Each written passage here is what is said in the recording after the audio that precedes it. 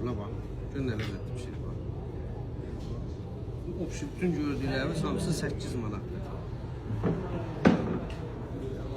Düşesi, lüləsi, kebabı, nə bilim, pomidorı, xiyarı.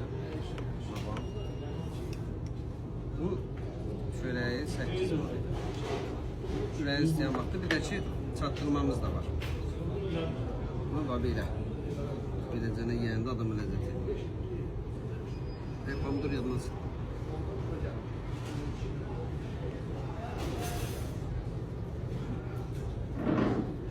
Bir nəfər olmur. Doya bilir. 38 manatda gəlin. Biz istəyən vaxtda gün ətimiz hansındandır, necə pişir, təmizliyi necə vəziyyətlərdir. Hamısından maraqlanın, sonra sifariş verin, yiyin.